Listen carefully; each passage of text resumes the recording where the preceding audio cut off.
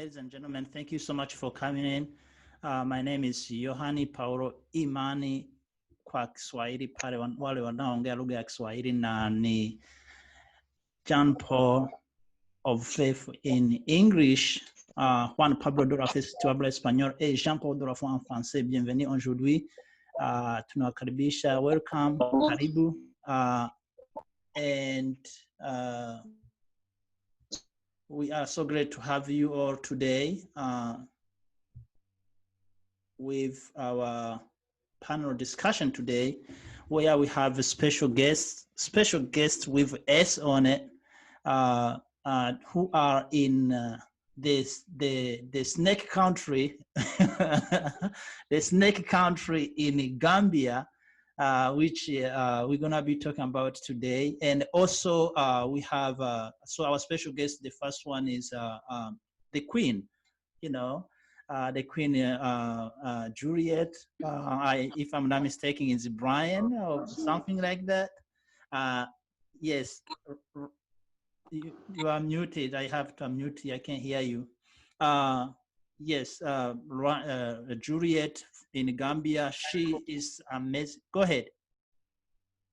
I said you can call me Nyanko Mandina, which is my African name. Yankoma Manding. Mandina, Mandina, okay. Mandina Yankoma. And on her side also, she will give us details who she is, but on her side there is a young Pan-African brother, Ousman, Touray, Ubiet Touray. In French, I think I hear they pronounce Touray, but in English it's Touray, who is with her. So let me start by welcoming Sister Juliet, to give her a little information about her, because a lot of us, we don't even know who she is.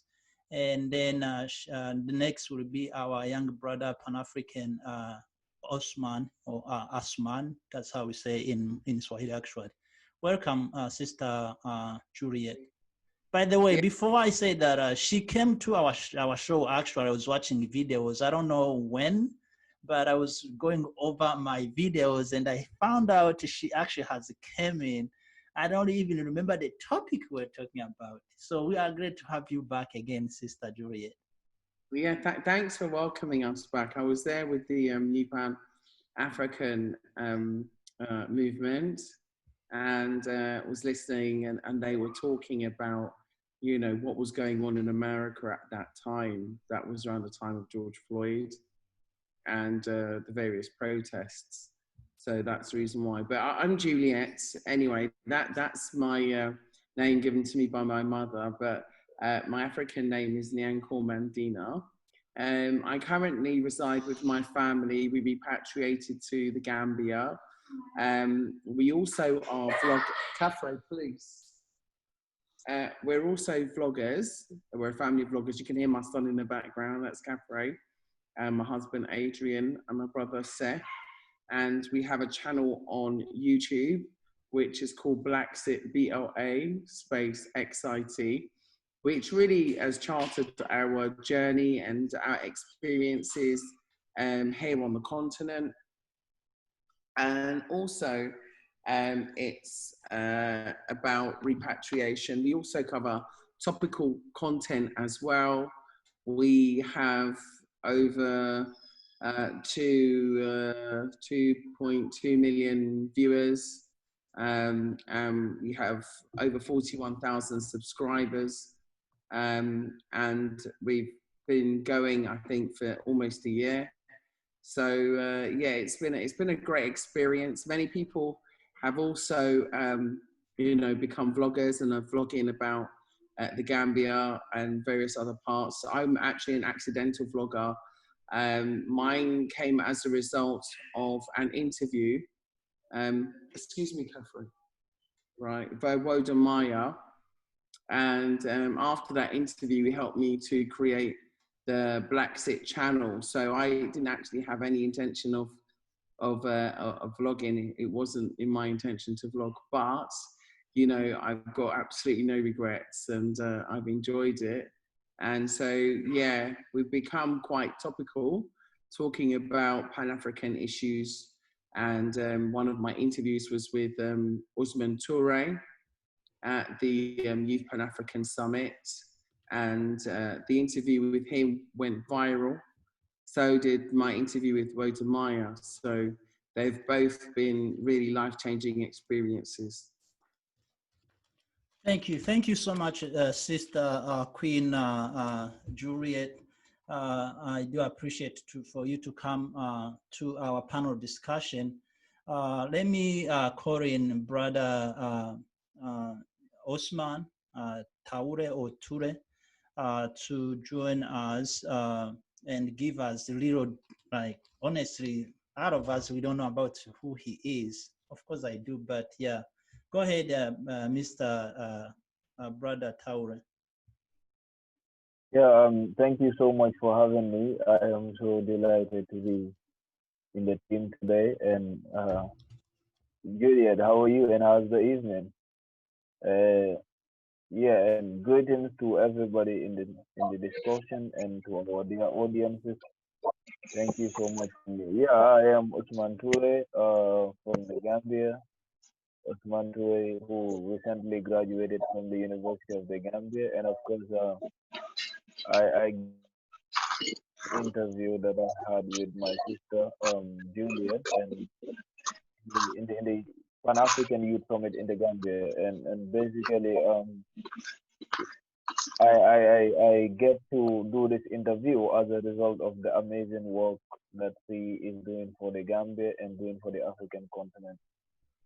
And I have always been saying this: we need people like Juliet. We need people like Juliet in every African country, and in fact, to be able to multiply them as much as we can in any society, because they are very, very important to us, and that is really amazing.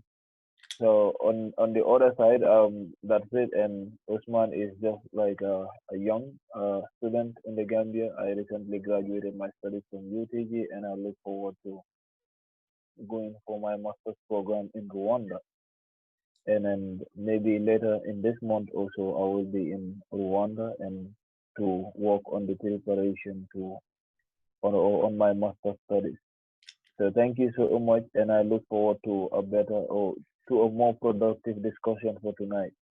Thank you. You are welcome. Karibu, Karibu. Thank you so much for coming. We do appreciate. Again, my name is Yohani Paulo Imani in Swahili. Yohani Paulo Imani. A lot of you are used to the name Imani, definitely, especially in Gambia. Imani is possibly there, which means faith, by the way, in Swahili.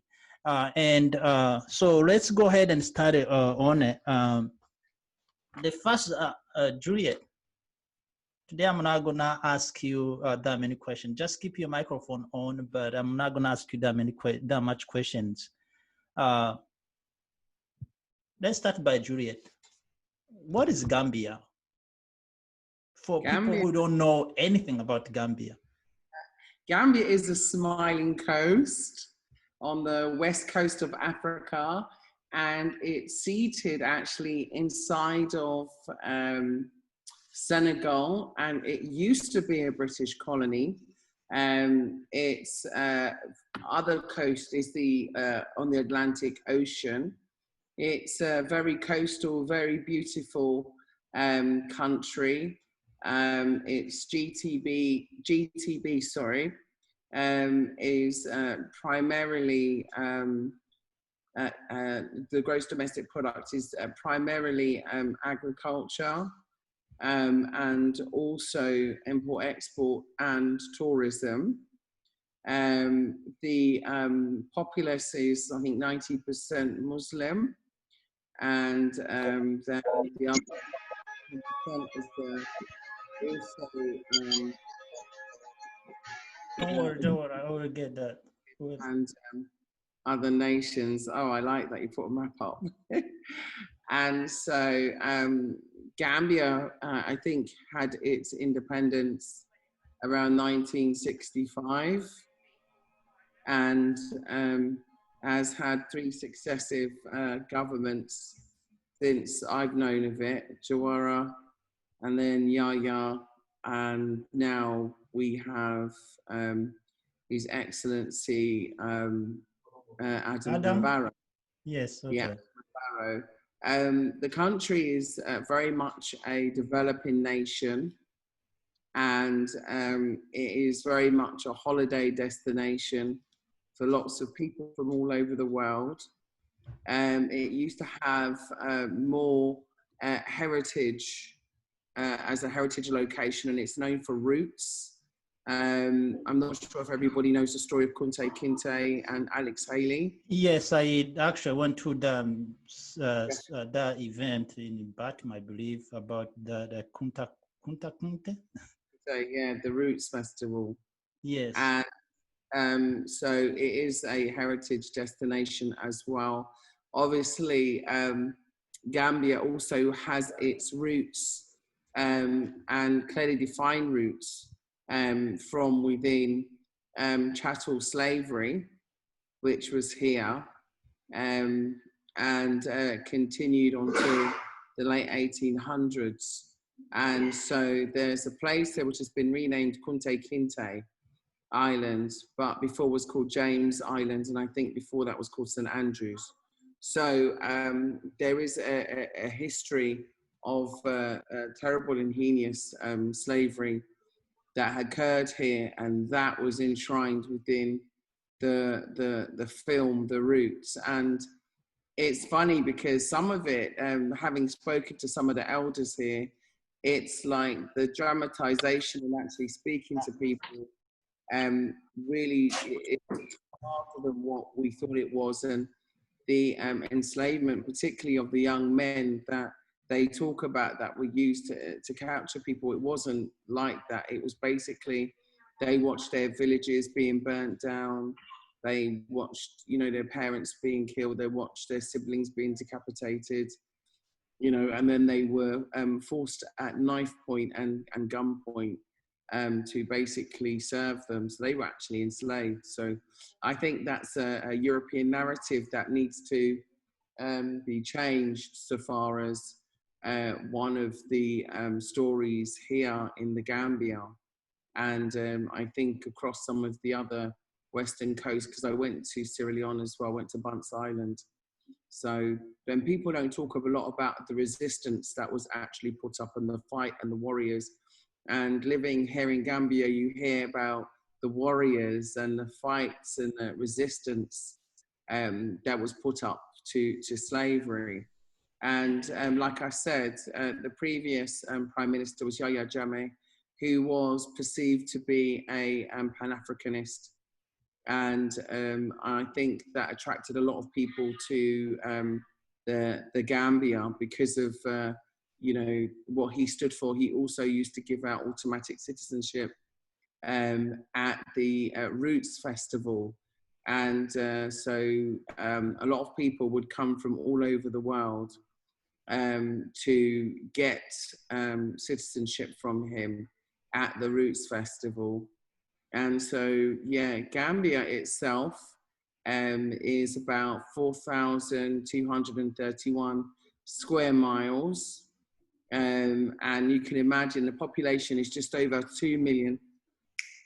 The population is just over 2 million. And you compare that to coming from London, which is like 600 square miles with a population of 9 million. So being here is far more peaceful. It's very lush. It's very beautiful. It has over 200 different species of palm. It has beautiful beaches, beautiful, beautiful beaches that I spent a lot of time on. And the populace also speak about 4 different main languages that I know of that are really popular, which is Wolof. Mandinga. I'm trying to learn. Sare. Yeah, Mandinka. And also Tula. Yeah, Tula, and yes. Army as well. So I've been trying to do a bit of Mandinka and Wolof and a bit of Fulani, but I get all confused. But I'm still trying. So Gambia is renowned also for a lot of products, especially its groundnuts. One of the featured dishes here is called domada, as well as benachin. But domada is very nice. I like domada What a it's lot. made of? It's like what? Like Groundnut. fufu or like? It's very nice. It's like a sauce made of groundnuts. Groundnuts is the equivalent to peanut. Okay, I know what is that. Yeah, they grow a lot of peanuts here. Mm-hmm. A lot of cashew nuts. There's a lot of cashew plantations here. Also fruits, vegetation, cassava.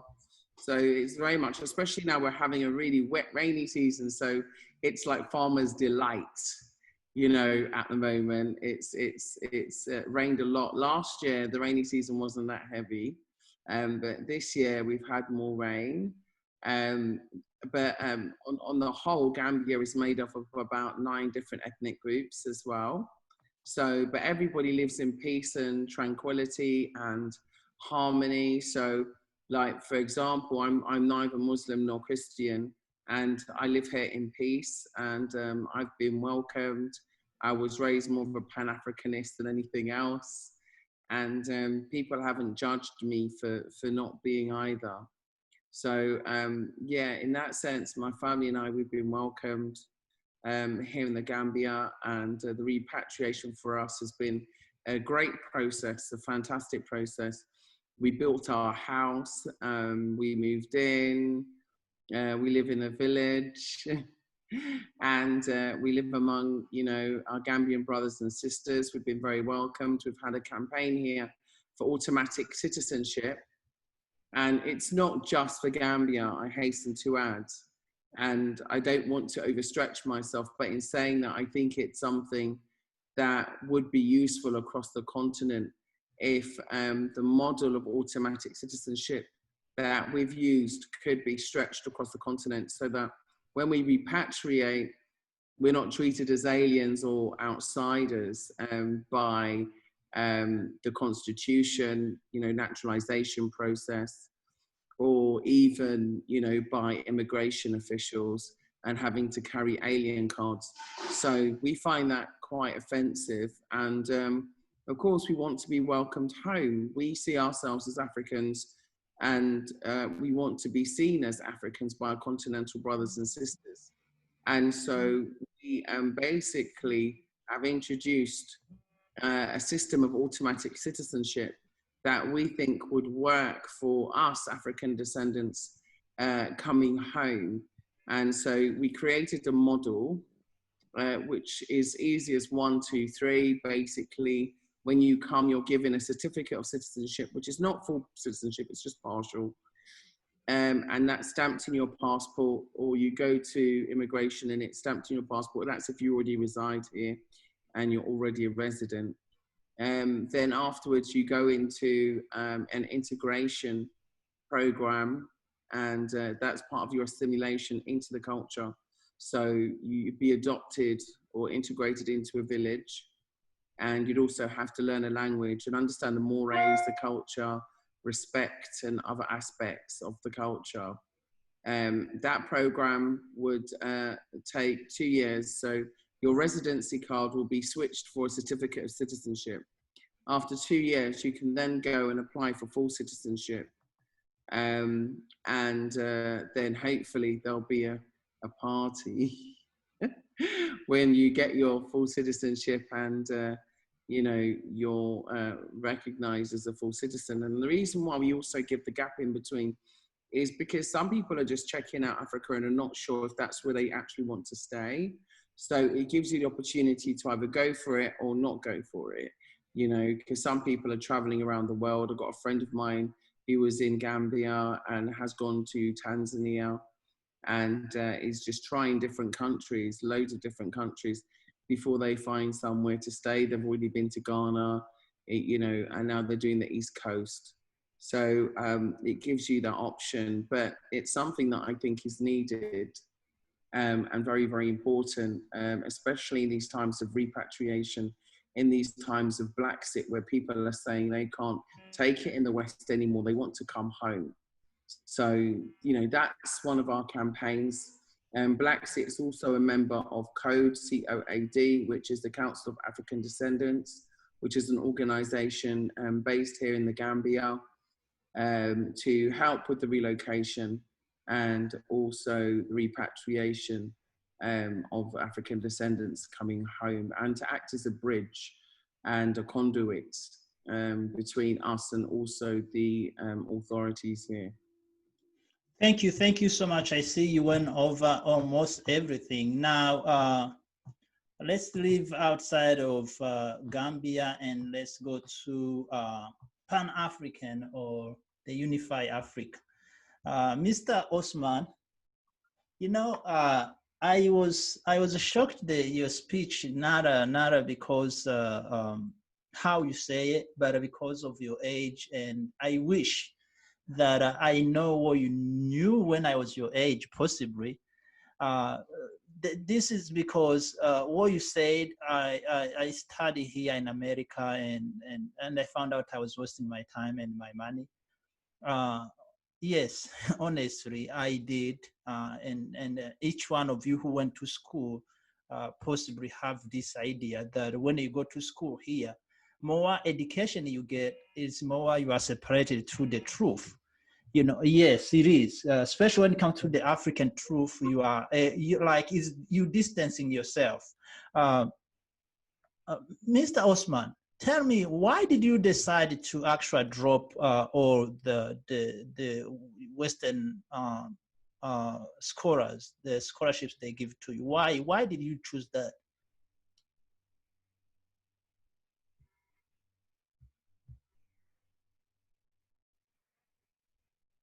Are you able to hear me? I think you are muted. Let me see. Yeah, okay, go ahead.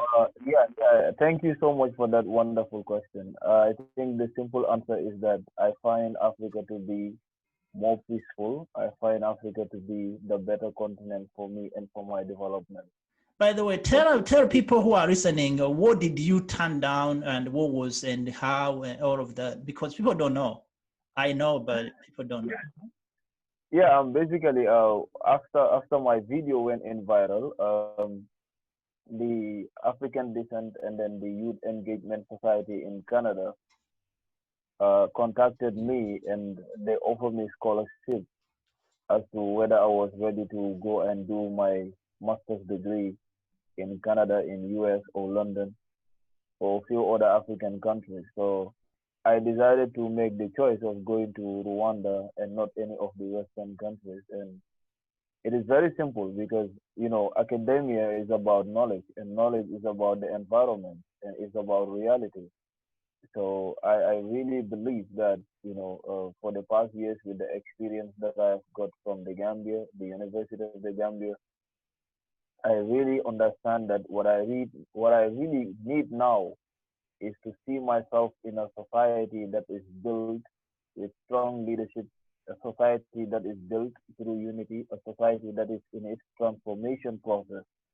Because those are the transformative ideas that every African country today needs to embrace its own reality and as well as shaping a future for its development and for the people of the continent.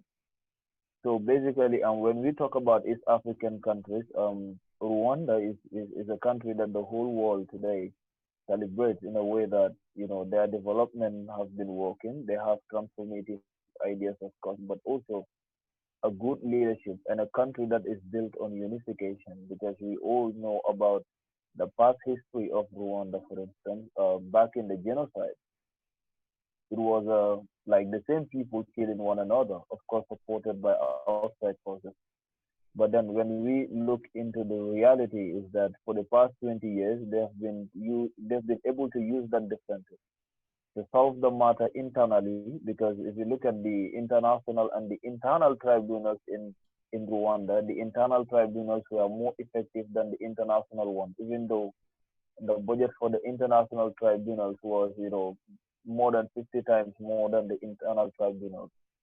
And we came to realize that the country was able to be built on a good administrative and then, you know, built on transformative ideas, embracing technology building on unity of the peoples, and then that is why they've been able to be where they are today. And again, the world has to understand that the development that we talk about today in the Western world has been going on for the past 400 years. And then it was a development that was initiated by exploiting African people, a development that was initiated through the exploitation of the African resources, using our own people, killing them in the Mediterranean Sea, killing them in the Atlantic Ocean, and some of whom were also, like killed, maltreated, differently handled in the Western world. And the development that we are talking about in Rwanda is a total different case. They do not have to, they are not enslaving others to be where they are. And in fact, if you look at the speed of their development, it just happened for the past 20 years. The Canadian development that we talk about, the US development that we talk about is 200 years ago, 300 years ago. And if we need to move, we need to have a very good speed to move in our development. And understanding how Rwanda did theirs is something that many African countries need. And the other thing is that to my fellow African brothers and sisters, students everywhere in the continent, I am not saying that Africans don't have to travel to go on land. If you believe in yourself that you can go outside, acquire the necessary skills and knowledge, come back and impact in the continent, go do it. But I am saying on my side, I don't believe that this exists, because for far too long, we find it very difficult to understand the Western systems and the way in which they program our minds, our brains, our young intellectuals, tapping them in foreign countries, using them to stay in other continents, helping other people build their countries, build their continent, forgetting our motherland as Africa. And then we need to understand that the development of Africa has to be in the hands of the Africans. And when we talk about Africans, we are talking about youth, because this is a continent that has a youthful population. And it is in us that the future of this continent lies. So we must be equipped with knowledge that inform us about our own realities as a people, that inform us about our own civilization as a people, that inform us about our own history as a people. And then how can we use our differences as people to shape a positive image that represent the African people? And if you read, for instance, about the literatures of the founders of Pan-Africanism, the struggle for independence, the African leaders that led the foundation of the Organization of African Unity, now the AU, all of them has this particular agenda that before we can build the continent we want, we must have to come together as a people. And coming together as a people means we need to embrace things that work for the continent, things that match with the continental realities, where everybody is going to see in their interest in some of the things that are happening in every corner of the continent. But if you look into the education system that we have all around the continent, it's doing nothing but creating a disconnection to ourselves as a people. That today, myself, being a Gambian, I can study in the Gambia to my PhD level, and yet I will be ignorant about the realities in Kenya. And again, I can have the same level of education and still be ignorant about the realities even in Senegal. So that is the kind of education that I don't want to see, and that is the kind of education that I don't look forward to see in different generations to come. I want to see Africans focusing in the African reality, understanding the issues that are happening within the African continent and how we can uniformly build up, policies that and development models that are going to work for this continent.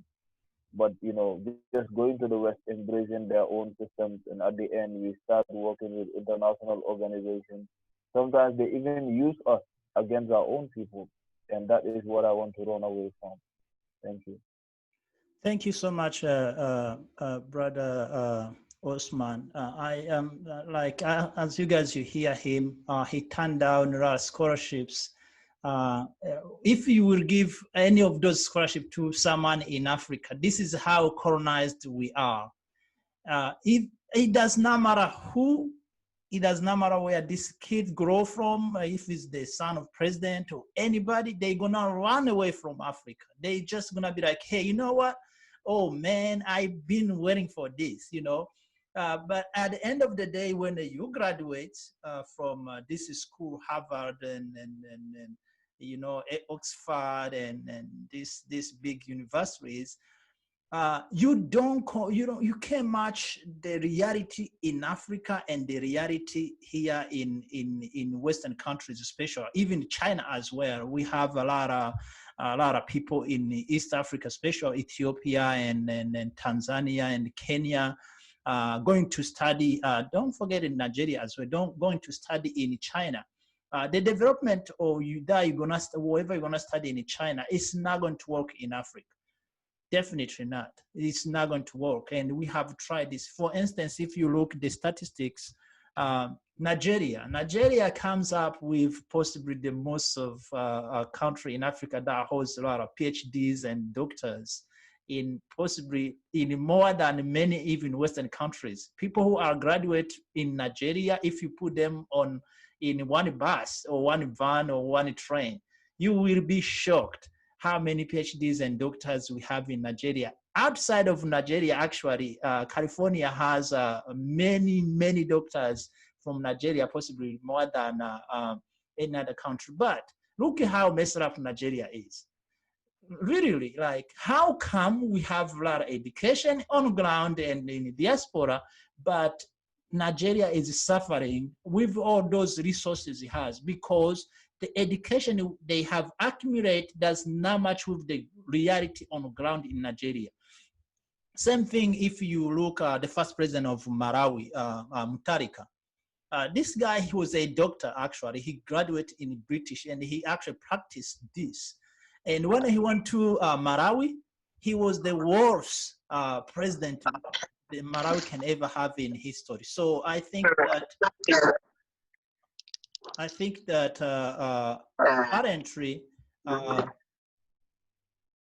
apparently the education you are getting from outside of Africa is not matching with what we really need. Now, you say you mentioned why you choose Rwanda, right? It has moved from tragedy to kind of set up themselves and become a country that everyone is looking for.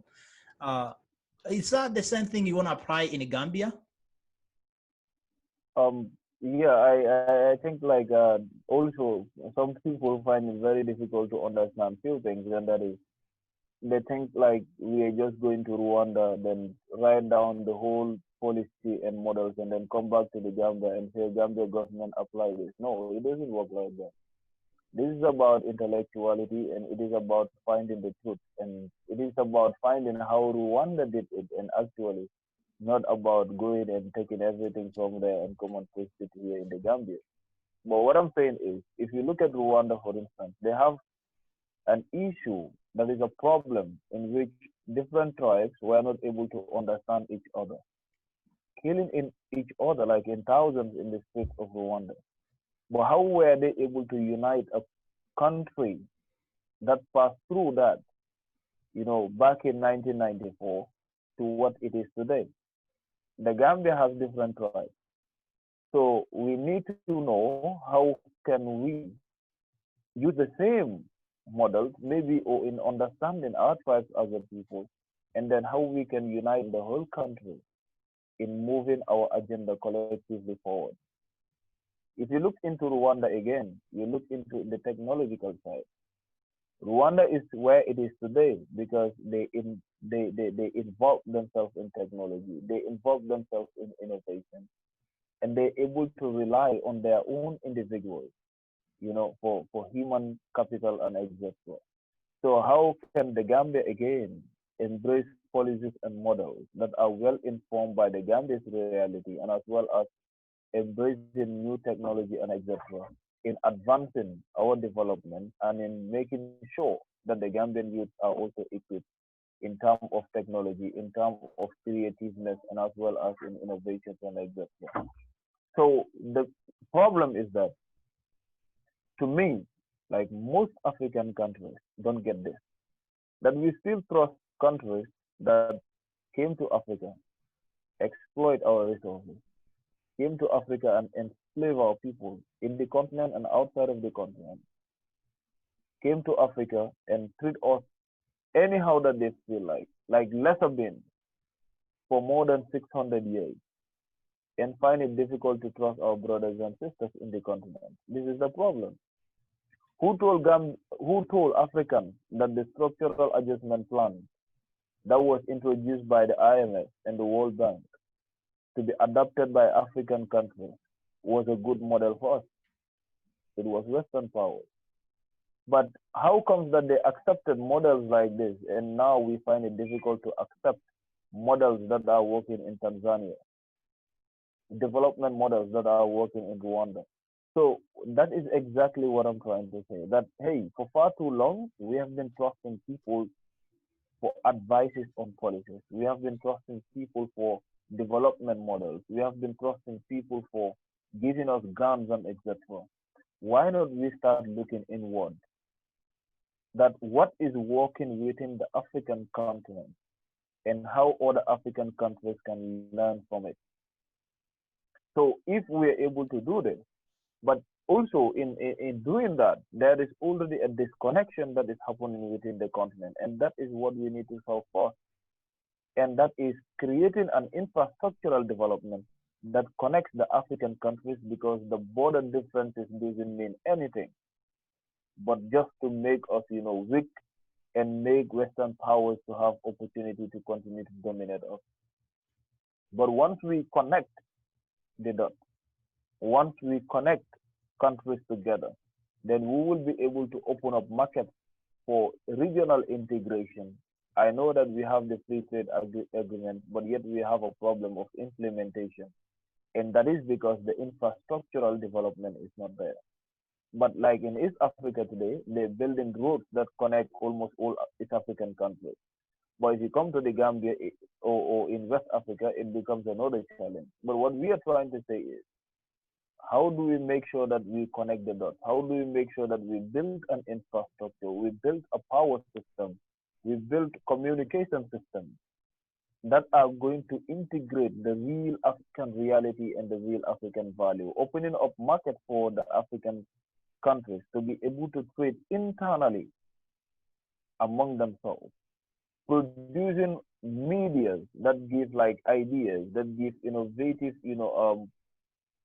forums to individuals, to give them the opportunity to excel in the things that they do and to be able to realize their potentials and etc. within the continent. And then by doing that, we create a wider market where we can be able to trade among ourselves, and as well as to make sure that African countries don't have to rely on any other power externally for survival. Remember, Gavi once said this, that any leadership that teaches you to depend on another race, that leadership will enslave you. So we cannot depend on another race. We cannot depend on another continent for survival. The food we eat and etc., we can import it. The water we drink, everything we can import it. But then when we talk about a genuine revolution that will change the status quo in Africa, we don't have to import that. It has to come from the African society. And that includes Africans living in Africa and Africans in the diaspora. They equally have to connect to one another and start looking inward into the African continent.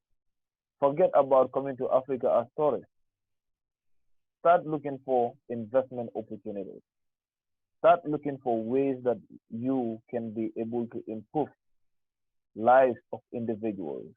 Start looking for ways in which you can come with your skills, with your knowledge, impact in societies in the African continent. Be among the change. That is what we want. So that's exactly how I see development in Africa today. Thank you so much. Now, there is one very one statement you say there about the education and how, because I think honestly, this is why I believe personally that we have lost everything because of education. Yes, it is where we have lost everything. Until when we figure out the key of education, we are not going to be free in Africa at all. Because honestly, the problem we are facing as Africans is mentality education, mind setting up or mind changing education. It's not about physics, it's not about mathematics, it's not about that. It is education that, like, knowing who you are, knowing your capacity of thinking, knowing how you can make decisions, knowing how you can negotiate with the deals, knowing what it is really necessary to your people, and to people who are next to you, to your family, to your country. You know, those are the things you have missed out. And Juliet, I will come back to you, brother Ousman. Yeah. Thank you. Juliet, you are mute. Please unmute yourself before. Yes. There you go. Yes. So here is the question. You talk about slavery, and that is actually, I had last time, I think it was 2 days ago, I had a speech, and I was talking about who is an African, and I was talking about who's an African, and people get me wrong, which I think maybe on this show we will have to redo again. People did get me wrong. So people, especially in here in America, Black African America, Black people in America, they are very, very sensitive, and they have what I call forced education when it comes to how they become slaves. So you mentioned something that European came and captured people in Gambia. Talk about that, because one day, let me give you an example. One day I was around Columbia Heights, and I was walking out there, and I had my T-shirt. I always put something has Africa on, so except today. And when I was walking around there, and it comes these two young lady, and they were like, they saw me having map of Africa, and they were like, those are the ones who sold us, you know. So they were pointing on me like I have sold them, you know. Those are the ones who sold us. Which I was like, I didn't even have something to say. I was like, man, this is hitting me so hard. So tell me about how European came and captured people, because we have false information that Africans took all people and send them to slave and sold them. Break down that for us, special brother Eugene, and other people can hear that. Huh? Yeah, that's a false narrative. And in fact, that narrative was actually created by many European scholars, anthropologists, and mercenary missionaries. And the purpose of this was to ensure, in the same way that they took children from their parents and separated them, so that the children wouldn't know where they were coming from, so they would rip the children out of their parents' arms and put them on the slit on the ship and separate them from their children, so that the children wouldn't have a history. They wouldn't know where they were coming from. They wouldn't know who their parents were. They wouldn't have a legacy. And so the myth of and the exaggeration of the involvement of Africans during this period of enslavement then became an exaggerated story, which was created by their historians, not by our historians. And so one of the things that I realized is that we need to change that narrative. I was fortunate enough to sit down, you know, with the Council of Elders and have that conversation. And one of them asked me, you know, would you sell your children? I said, no, don't be ridiculous. So they said, so why would you assume that we would sell ours? And so, you know, this is something that needs to have further investigation. And also the timeline doesn't match. Even the so-called exchange for alcohol and you know, refined sugars. It just doesn't add up on the timeline, but we've never questioned it. And so we've never gone to our own anthropologists or, you know, decide to look at our own historians to go and dig into that history. And also, you know, the idea is also enforced by the false narrative, which is then said by a lot of white journalists. And then they'll interview someone, for example, like Acorn, who doesn't challenge it. So because it's not challenged, it's, you know, part of their propaganda machine, which isn't true. In fact, the heinous things that they did in order to get people of different nations, different tribes, different languages, different locations to even get involved at all was by actually burning down the villages. They burnt down the villages at night. They were forced to do what they had to do. And many of them actually died in the ship, because if they were seen to be involved in any way in helping they called them tubabs at that time, they were then actually killed on the ships, because they would then turn around and enslave them. So in fact, it was a horrific life. And so I think that there's been many a mythology spun, and these so-called great rich families, where are they? Where are they? And this is the thing, is that we can sit down and we can listen to, you know, a fake history. We can listen to, you know, how great Christopher Columbus was, but it's a false narrative. Yeah, there are many false narratives by mercenary missionaries that unfortunately, even at schools, in schools, it's been taught. So, for example, in some of these Catholic schools, I've heard some of the things that have been taught, and I'm wondering, is this where you got the information from? And then this information has then been disseminated from generation to generation, and in these schools there are also horrific abuse. Sorry, what was your question?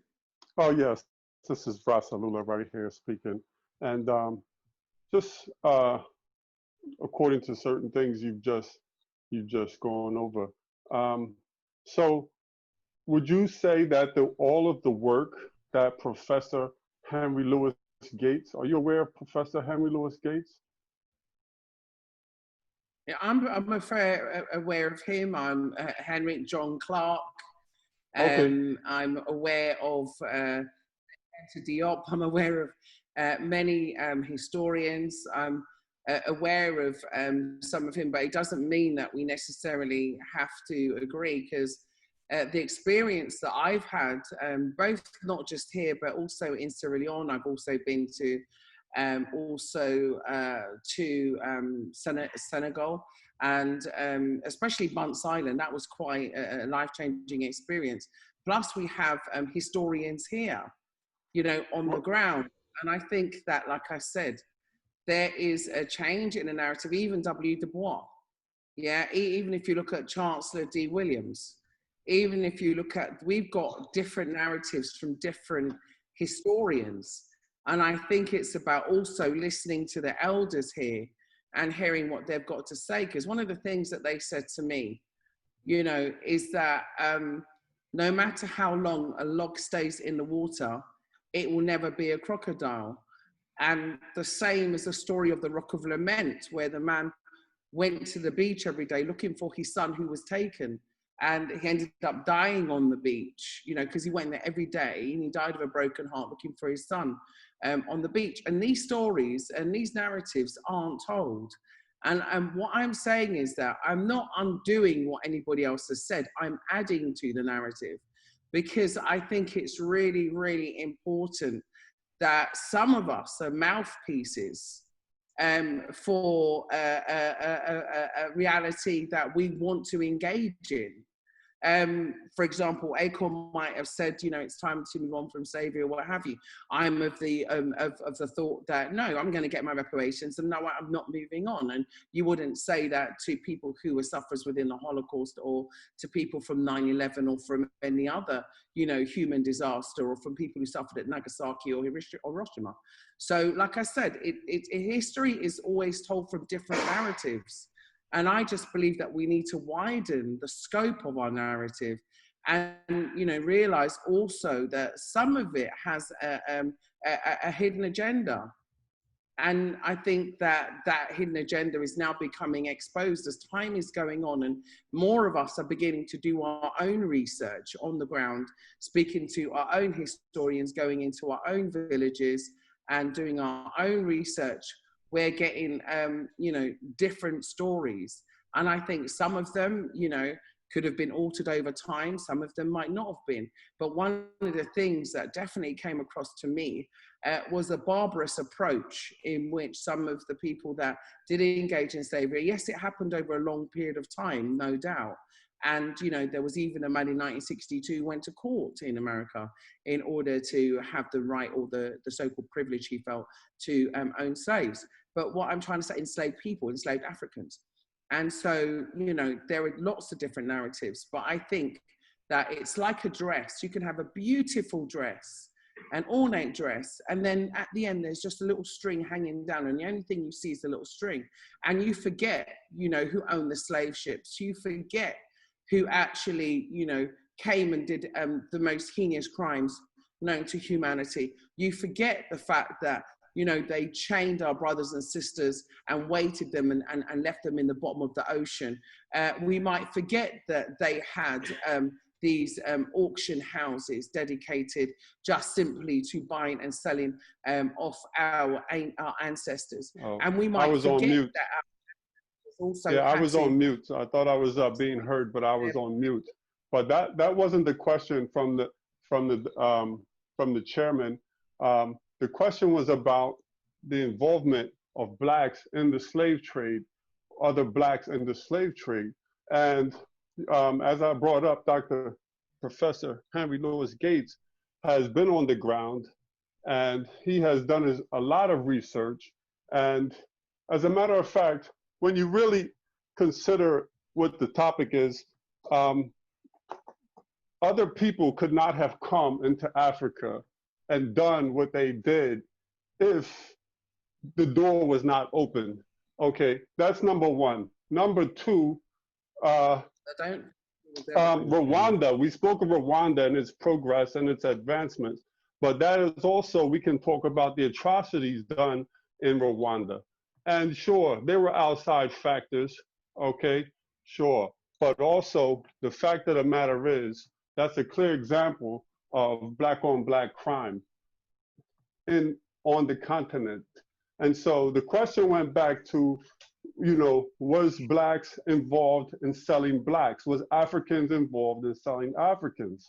And because when we talk about reparations, okay, we have to understand many people have to deal with this issue, not just the colonizing countries of Europe and America, but also the countries of Africa have to deal with reparations. All of this, everyone who was involved has to deal with reparations, and I ain't gonna let nobody off the hook. Nobody. Yeah, you're not gonna sell your child, no, but the other villager that is not of your tribe might sell your child. So let's not try and nice up this black thing and think that everything is black, everything that was Africa was beautiful, or, you know, blacks love each other so much and they wouldn't do heinous things to one another. I just want to get that straight. We don't want to, nobody's getting off the hook here. And it seems like, go ahead. I think that there have been many wars in Africa. No one's disputing that. There have been tribal wars in Africa. No one's disputing that. World War I, World War II. You know, would you call that white on white crime? You know, what would you call Hitler against the Jews? It was Jews against Jews. I think that we have to contextualize I don't things. I see don't think that. it's about That point. That point is. Let me finish. I don't think anything about letting anyone off the hook. It's about percentages and looking at who really, did the most damage. And I think that, like I said, Africa, even as it is now, is a very welcoming place. It's just like anything. It's like having fire, yeah? If I come with that fire and I intend to cook a meal for you, that's my intention by that fire.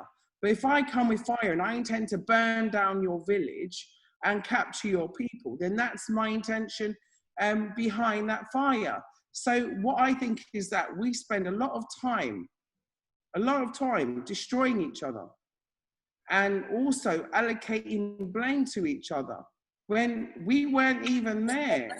I wasn't there. That's why I spent a lot of time on the ground asking questions and getting different opinions. I might not be a doctor or a philanthropist, but what I am is a human being that can ask questions. And as a woman and as a mother, I wanted to hear especially the female stories and the warrior stories and the stories of resistance as well. So I think that I don't want to, talk about and forget about Kim Pavitas of the world, for the sake of the fact that someone might have been involved. Because you can go and look at American politics right now. Some people will look at Candace Owens and just be completely and utterly disgusted by what she said. Some people might listen to what Akon said and be totally and completely disgusted by what he said. Some people might look at the fact that Brother Malcolm was killed by one of his own. I mean, the fact of the matter is that there's always going to be discord. But what we have to look at is the wholesale crime. And the wholesale crime, it wasn't committed by Africans. And we have to be real about this. It's about, if you want to apportion blame, do it. But do it in a realistic way. Because my family come from the Caribbean. And remember this, there was over 1 million enslaved people taken to Haiti, even more, in the Caribbean than there was in America.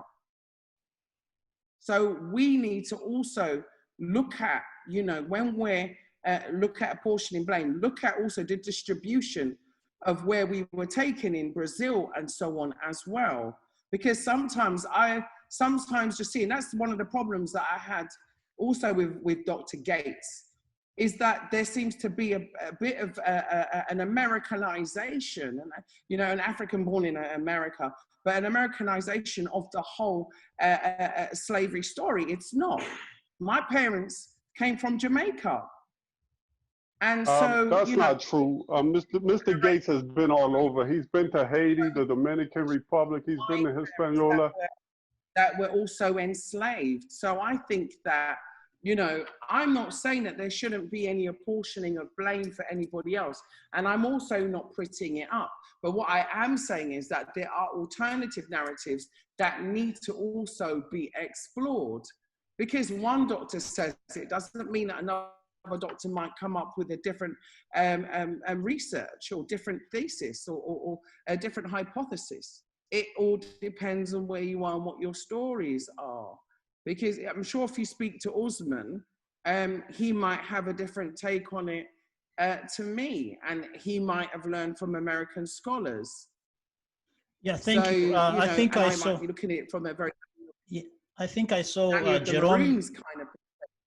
Yeah, I think I saw Jerome raising hand. Jerome, do you have a question? I think Russ and Juliet, we will come back to your question. And yeah, Jerome, go ahead. Yes, my question is for Mr. Ousman.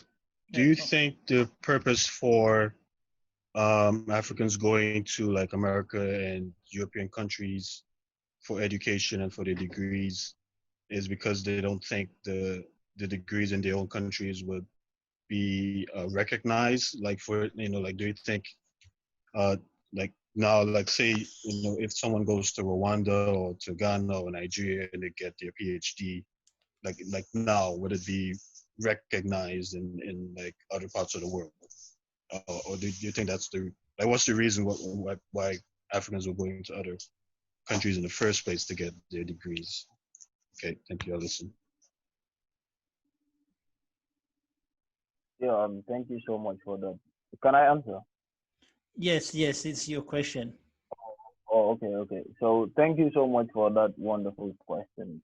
Um, you're very right. Most of us that leave this continent to go to other side of the world for education is because we have it in us that our degrees may not be recognized. But concentrating on degrees in the first time for education is a very myopic view of what knowledge ought to be. And if knowledge is universal, if knowledge is universal, why is it coming from one way? If our education system is designed for purpose, why do we have to travel to America to be well equipped in an education system that let's say in something that we all do in the same? My problem is not basically going to to any Western country to bag a degree. My problem is, why can't we do the same? Why should we just rely on another continent for survival? And starting with our education system itself. We have been hijacked for more than 600 years, denied our own civilization as a people to understand. That is the problem. People have been going all the way, traveling all around the world. They receive nothing. Most of them are just misinformed. That's what I'm saying. So the African education system is designed in a way that it promotes brain drain. That if I have my high school certificate, I think about doing a post-degree program. And when I'm done with my undergraduate degree, what do I do next? Going back to a Western world, going back to an Asian country to do my master's. When I'm done with my master's, what do I say next? I still want to go for a PhD. Once I'm done with the PhD, what do? I stay there and work. Or I go and work with an international organization that will use me against my own people. So should we just allow this trend to continue like this? Are we not having responsibilities as a people? So that is why we need to take the bold step now. If our leaders have failed us, if Africans, I cannot even believe that some of us will have this view. Let us go back to the people that initiate and were fighting hard for the agitations of independence. Africans have sacrificed their entire life, their entire resources, their entire time, getting it to one thing, and that is Africa being liberated. So should we just give a deaf ear to the works of Nkrumah, to the works of Julius Nyerere, to the work of Thomas Sankara, to the works of Patrice Lumumba? These people have left a plan for us, have left a pattern of development for us, have left an education system for us. But because of the view that we have about the Western society, that everything is perfect there, this is why we're finding it difficult to see our own lane and our own pattern as a society and as a people. That is what we need to go. I always give this example. Imagine a Chinese can become a doctor without being able to speak English, without being able to speak French. An Arab can become a doctor without being able to speak English, without being able to speak French, and not possible for a Nigerian. Not even possible for a Kenyan. Not even possible for a Gambian. So to hell with this education system that we have. That is the reality. We have to start looking inward. Our education system must be designed in a way that it matches our reality, in a way that it suits the continent of Africa, and in a way that our people don't have to die in the Mediterranean Sea, in a way that our ancestors don't have to regret the struggle that they've been doing for us. And that starts with the Africans in the diaspora. It is high time for you to start connecting to one another. The disconnection in the continent is what we have in the diaspora. That Africans don't understand Europeans, that African Americans don't understand African descent living in Europe, that African descent in Europe find it difficult to mingle with African Americans. Try to solve that connection as a people. Unite yourself from the diaspora and start looking inward for investment opportunities. Start looking inward to improve the societies in Africa. Start coming to the African continent, not as tourists. Come into travel and look into the reality. See the success stories of African countries. See ways in which you can build forward in it. And try to serve as inspiration for Africans living in the continent. We need to look up to you and say, yes, you were in the US, you acquire all the skills, and now you're ready to come and impact in the continent. But if Africans go to the West for education, at the end, they never come back and work, who will ever change this trend that we have as a continent?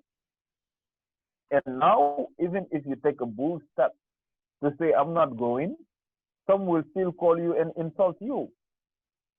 To say, why should you say no?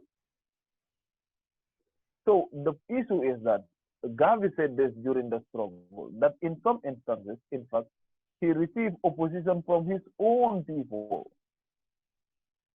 And the first way, or the way forward for the African continent, has to start with the unification. If we don't trust ourselves, if we don't understand ourselves as a people, if we are not ready to come to the continent, to make sacrifices and see things change.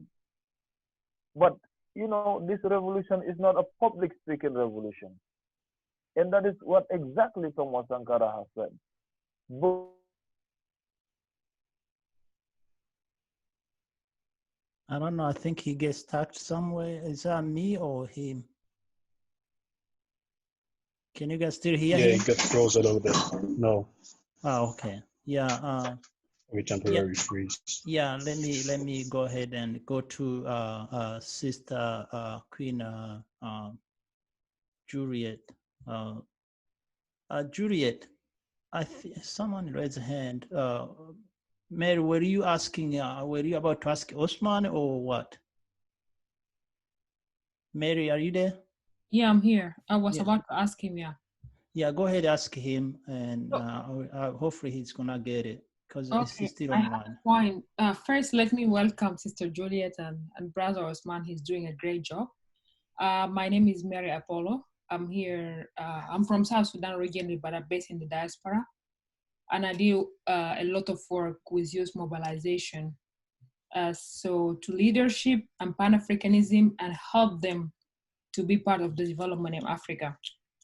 So all the point that he's mentioned was great, but we have a major problem right now in the continent, especially for the diaspora to be going back to the continent. There is a problem of political instability, and you know that right now, the sub-Saharan African, there is 26% almost of refugees who are fleeing their home country. Is almost 4.4 refugees in Africa. And this number is increasing day by day due to the armed conflict that is taking place in different areas like South Sudan, Nigeria, Burundi, and Central Republic of Africa. So the thing is that there is no political stability. That means the social infrastructure for this country is not stable. That's why those people are leaving their places. And there is economic also instability and political instability. They cannot provide health, education, and the well-being for the citizen of these places. The problem is that is also an issue of an insecurity. So when you don't have an insecurity and a stable political climate, you cannot provide service to the citizen. What I need to say that, how can we implement that in the absence of insecurity and the infrastructure in this country. So, because we are talking about education, but with the circumstance that is taking place in this country, I don't think there is a way that we can develop the educational system, or either way we have to find a solution for it. Okay, Sister Apollo, let me, Ousman, I hope you hear me now because I'm coming back to you. I see you are on screen. Yeah. Let me tell you that Brother Ousman did not talk about people who go to Europe or India and going there to found life or to visit or to get a jobs. It's not what he's talking about. He's talking about education. You will see most of our leaders, from president, prime ministers, all the way to the pastors today, their children are not studying in Africa. That's possibly around 90% of them. And possibly them themselves did not study in Africa either. So what he's saying is that how do you gonna go to study in countries where they have created a system of education to oppress you, to destroy you, and then you're gonna bring that same education to implement the same knowledge to your country, which is what is been happening, and that's why we have gone nowhere. Let me give you a quick example. The first people to go to study in Europe and America were the people chosen by the colonizers, took them. We have a lot of families. They will choose you, they will look at you and you look like them, and then they will take you to study. So when they get you there, they brainwash you. And when they finish to brainwash you, they will when you come back, you speak French, you speak English, and then you start to look down your own people. Anyone who does not speak, I don't know if you know this, if you go like in Congo or Cote d'Ivoire, you don't speak French, you pretty much like almost the second citizen, you nothing. If you want to apply for a job, you don't speak French, even though they have their local languages, you are just nothing. So that is what he's talking about. If I'm not mistaken, the mindset of that comes with the education is so false that you think that anyone who speaks those languages, anyone who educated in France, in Paris, in University of Rio, in Oxford, they are the best one. It's not even about the quality of education. It's just the paper, because we already know that Western education is the most false and fake, actually, totally fake. I don't know if you know the scandals of big universities in the US just happened, I think it was last year. So yeah, that's what he's talking. He's not talking about people who go to seek life. You can move, migrate to Singapore if you want a job. If you want to, maybe you are a refugee, you don't have safety in your country, you can go another place. But if you really want to study, because if you have a chance to go to study, that means you possibly you're gonna be somehow a leader or somehow a provider in your country. So if you're going to study, you should study in Africa, because you're gonna be working in Africa. Let me tell you, we Africans, we produce what we don't consume, and we consume what we don't produce. And that goes also in education. We study what we don't use, and we use what we don't study. Sammy, you have a question? Hi, everyone. Good evening, good afternoon, good morning. Yeah, we can see you, or we see you just your mouth. Oh, sorry about that. Yeah, sorry. Okay. Sorry. Hey, thank you. Got me now? Yes. So, I in the early 1920s, 1930s, 1940s, in Ethiopia, Haile Selassie sent, using imperial money, he sent a lot of people abroad to get knowledge in Oxford, Harvard, even sent some to Russia to acquire military expertise and knowledge. And the reason at the time he did that was mainly to empower, to create, get some economic, to bring knowledge home. Not necessarily European, Western knowledge, just like engineers. He wanted to develop engineers. He wanted to industrialize his nation. So fast forward into 2020, there's not enough educational institutions. There's not enough educational resources in Africa. Like when I was in Eritrea and in Ethiopia, I noticed all of the top schools were international schools. Like there's the French school, the International French School, the International British School, there's all these international schools that are already in Addis. I remember seeing some in Addis, and those were like those were like high school, secondary schools, whatever, but they were considered like the Ivy League compared to like, the Ivy League, So I think that, currently, and just like I was back then, there's not enough, like the resources, the education, and there's just always been a brain drain since industrialized Africa, since modern Africa. Let's just say modern. When I say modern Africa, I mean like since the decade of independence from all countries had. Like a lot of the brain drains. The diaspora's been leaving. Not enough people is coming back. There's never enough people coming back. You're saying that, just to wrap it up. So basically, what I'm saying is, you want Africans to stay and be educated in Africa, but everywhere else has the best resources, has the best libraries, has the best internet connection. I'm just saying, what I think what the conversation should be steered towards is, how do we get those resources to Africa? How do we empower our people using our money? As a diaspora, we do have resources to bring back. How do we do it? And to what magnitude should we do it? And do we create our own curriculum? You see, there's a whole lot of conversation. There's a whole because then if we want to step away from the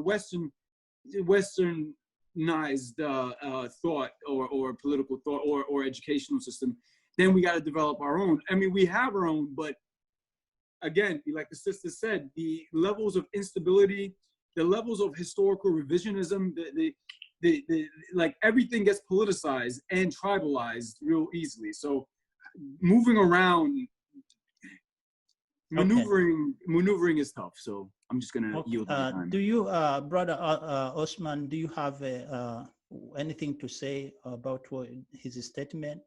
Yeah. Thank you so much, brother. Thank you so much for that observation. I think what I'm saying basically, I don't really understand whether it is, understand or what, but what I'm trying to say is, I want Africans to travel as wide as they can.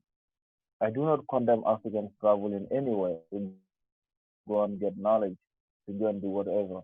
But what I'm saying is, we need an education system that programs us in a way that we build up that self-patriotism, that no matter how far we go, we still think about going back and impact. Asians are everywhere around the world. Asian engineers are made from the US. They are doctors and everything. They go to the same school with black, people. But what happened? They will go back and impact in Asia. We still remain in the Western world. That is a fact. It's because in their own educational system, they program at a very youthful age on patriotism and the reason and the need to invest in their country with all their skills and resources. Wherever you find a Chinese today in the world, they're working hard to go back to their country and do something. And all the resources that they're doing is usually channeled to China straightforward. And many other countries are doing the same. So why is it difficult for the African continent? It is, this is a holistic approach that we are talking about. We're not just saying, no, the education system. A lot needs to be changed in Africa. But it starts with the education system. There must be an entry point. And that entry point is the education system.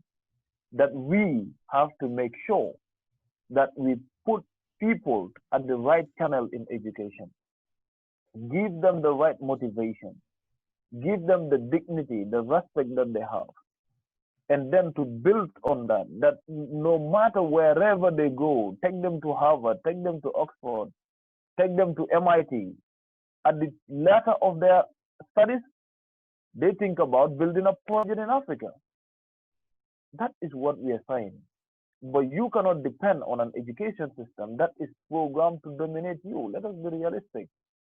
Curriculums have not changed in Africa, even when we gain independence.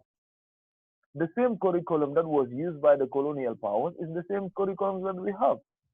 The same books that were read by people 50 years ago on what our development should be is the same things that you find in many libraries. We live in a connected world. We live in a world that embraces technology. And I have been saying this, that hey, let us look into ways in which we can do all that we can to make sure that technology is used to help our young children in Africa. Let them get exposed to it. Let us teach our people about the quality of good leadership, about the need to be visionary as an individual, the need to be a visionary leader, the need to impact in a society, creativeness, innovativeness. That is how you can build a society, but we cannot build a society based on drama. This whole thing that we have been talking about has been the central theme of discussion and debate for many Pan-Africans. They've lived and died, and yet this is not achieved. Should we continue on the same discussion? Live, die, and the same trend continue? No. It's high time for us to act. And acting means first realizing that self-patriotism as an African. All right, thank you. Thank you so much. Abubakar, you have microphone. Yes. Can you hear me now? Yes, I hear you. Thank you. Thank you so much, Brother Awani, and thank you to the panelists as well, Mr. Touray and all others. Africa continent, I mean, the continent of Africa, we have a very long way to go. We'll be struggling for a very long time. To me, the center of Africa's problem is Africans. We can solve our own problems. We do not need any outsiders or any Europeans, Americans to solve our own problems. And think about African, we are a bunch of hypocrites, and we are not united. We are selfish. We're not patriotic enough. The majority of us, we just say things to benefit our own selves and also our immediate family. Look at, for example, what happened in Ivory Coast, Alassane Ouattara. He came to power after the former president refused to cede power when he lost the election. He's been there for 2 terms now. Now he was to extend his mandate to 3rd term. Now people are dying in Ivory Coast protesting. When he came to power, he promised true democratic, so some other reforms. We've been in power for for a decade now. He refused to step down. Look at what happened also in Guinea Conakry, with Alpha Conde. He's almost 80-something years old. His term was finished, but there was a referendum where his term was extended. These are all the problems with African leaders. Why can't you just leave power and give chance to others? They try to bend the rules just to fit them. They're in power for so long, doing nothing for their people, then yet we are blaming Europeans or the Americans for our own problems. This is a problem of Africa. We are not really serious. If you want a better education, you have to equip your citizens with such materials in order to educate them. Most of us that came to the United States or other parts of the world, we're here to further our education because back home, we're not really equipped to further our education. Most of us would have money to go to universities and some other things as well. So if we see opportunity to come to America and other European countries who are ready to offer us better education and money, of course we're going to leave and come.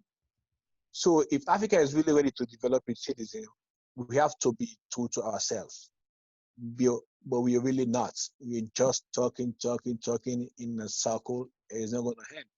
It's just the same thing. We're not ready to move forward. As I just highlighted with the example of Alpha Conde Guinea and Alassane Ouattara in Ivory Coast.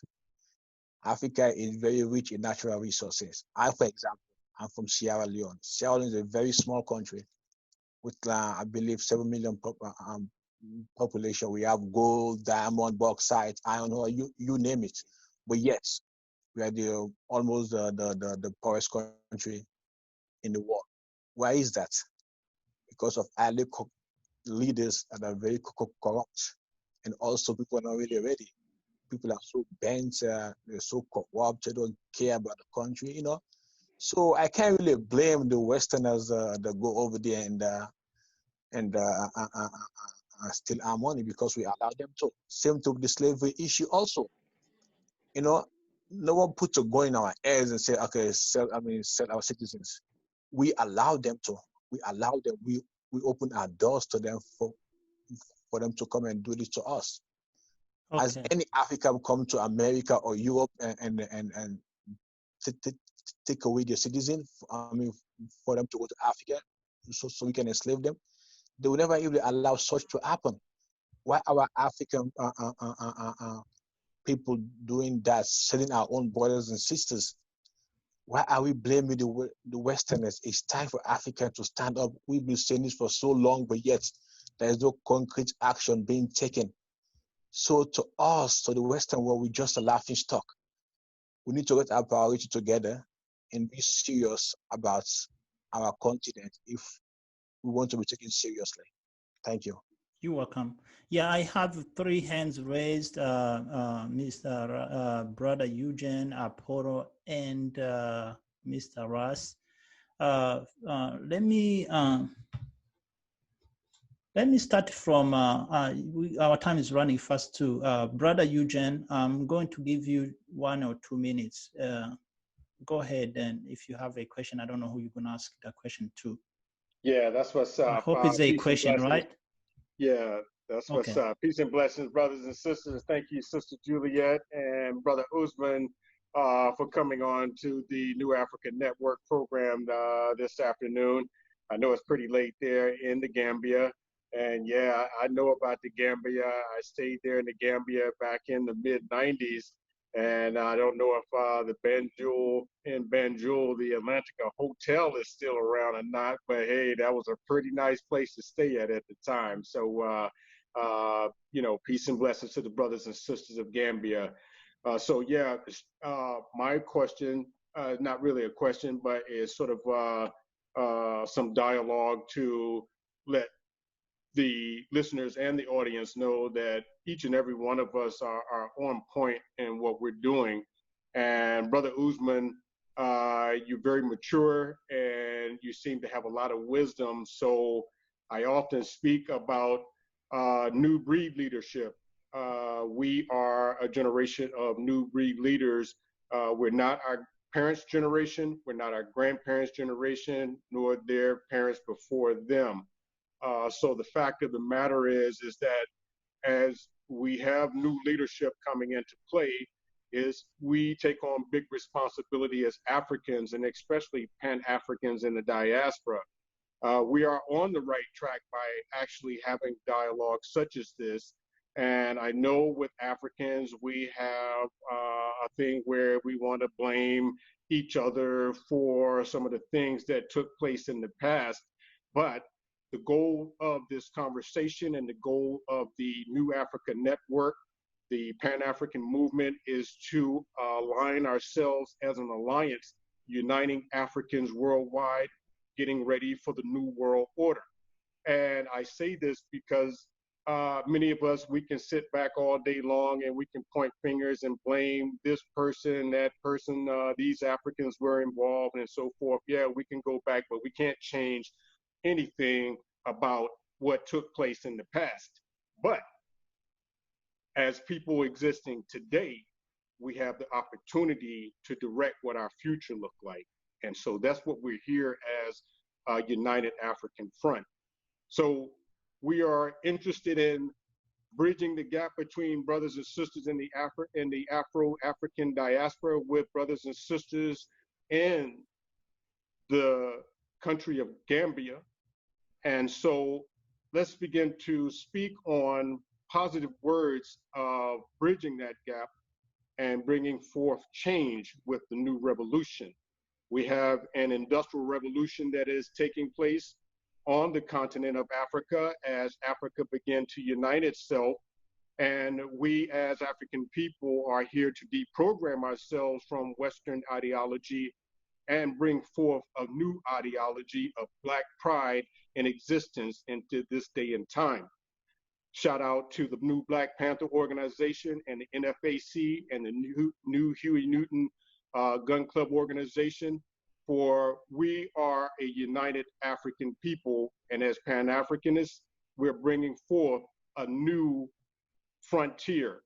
So, brothers and sisters of the Gambia, what is it that the African diaspora can do to help assist with the advancement of Gambia? Thank you. I think this goes to Sister Juliet. And then my time's almost flying. Juliet, come on. That question goes to you. Firstly, you know, I'm obviously of the diaspora and I'm here on the ground. And I think there's lots that we can do. One of the things that I noticed is that when other people from other nations, they come here, they work together as a team. And so they will like take over one sector. I'll just use construction as an example. And so you'll find that they all work as one family and have lots of shops in one area. They've got their outlets, they've got their warehouses, they have their shipments come in, right? And we as diasporans, we should be having their ceramics factories that they should be ordering from. We should be having the manufacturing and production, distribution, and also consumer base. You know, one of the things that we have to do as Black people, Africans, globally, and this includes on and off the continent, is look at our buying behavior, look at our consumer behavior, look at our cognitive dissonance, even against buying from our own. We have issues that we can do, for example, and invest in here on the ground, whether it's agro-processing, whether it's upcycling, recycling, IT infrastructure, whether it's internet, new providers, solar and clean energy. There is so much here, looking at, you know, infrastructure, road building. There is so much that we can do, new creative support for the creative industries. Like I said, new colleges and African learning institutions, like, for example, what Dr. Campon and Dr. Mulana has done in Ghana. Yeah, these institutions exist. And so when we are talking about changing curriculum and so on, institutions actually exist. African studies actually exist, online, offline, and there are many online providers who actually provide education. So maybe, you know, turning to new technology could be the way forward. Additionally, you know, Ousman went to school here in the Gambia. So when we're talking about infrastructure, you know, they said that the last prime minister here, president here was a dictator, blah, blah, blah, and there was infrastructural insecurity. We were coming back and forth here since 2011. And of course, you know, what you see on the BBC and what you actually do when you live here is two different things. And yes, there are pockets of poverty everywhere. In England, you know, 1,200 people regularly go to food banks to go and get their food. You know, there's over 8,000 people sleeping homeless every night on the street in London. So, you know, what I want to say is that, yes, there is need for support, but what we need to do is come and build those manufacturing bases here, create the employment here for the young people, do the construction here that is needed. Yeah, construct the schools that we want, and the healthcare that we want and we desire. All right. Yeah. Thank you, Brother Eugene. I hope you understand. Now, the microphone is turned to Brother Ras. Give thanks, give thanks. I want to hail up Brother Ousman again. Also, very well spoken brother, and very, very knowledgeable on the issues at hand as far as education is concerned. And the question of the brain drain and our people wanting, wanting to go outside of the motherland to be educated. And the question of education in general, the first thing that may need to go in the curriculum in Africa, and it really starts in the home with the parents, the first teachers, and is that Black is beautiful and Africa is great. And once that is established, you see, Black people are always running away from themselves. So once it is taught to us, even before we are born, say it loud, I'm Black and I'm proud. Once that's taught to us in the womb, then, the need or the desire to want to leave Africa and not come back, to be educated, to live that, Babylonian high life will dissolve. And then we can start the educational system. But the educational system has to start at home, and the re-education of our own people from the babies on up. And then we will see a change in Africa. You are a diamond in the rough, brother. Brother Touray, saying no to the Western education and going to that light over there in East Africa called Rwanda, wanting to go and be educated there. That's a great thing. And, but you're a special case, and we need to get to the point where that's not a special thing anymore, but that's what we are taught. That's what we want to desire, to go and build up Africa from within Africa and from without. And also, Sister Juliet, I just want to thank you too for taking your time and bringing forth your knowledge and that pretty smile of yours. So nice. And I can't wait until we all meet up again. Thank you so much, everybody. That's what's up. Definitely, we want to give a shout out to her husband, Brother Adrian, and her son there. They've been some dynamic people and have been assisting Sister Juliet with the movement. Where are you all? Hey, brother. I don't see them. Special Black Power shout out to them, man. That's right. That's right. Yeah, thank you. Sister or Queen Juliet, did you see my message I sent to you on WhatsApp and also here on chat? Check them and see if I send you a couple messages. And back to Brother Ousman or Ousman. I hope that's how you say it. Brother Ousman, if you are the president of Gambia, what will you do? What I will do, I will tell you in person, but I want you to say what you will do. Like, this is a question that I always try avoiding. Like, I don't want to see myself like being put in that particular picture. I would have been happier if you said, if you were a professor in the Gambia University, like how will you treat the curriculum? Yes. Okay. Wow. Okay. Yeah, he's smart already. He's smart already. He don't want to take on that role. That's what's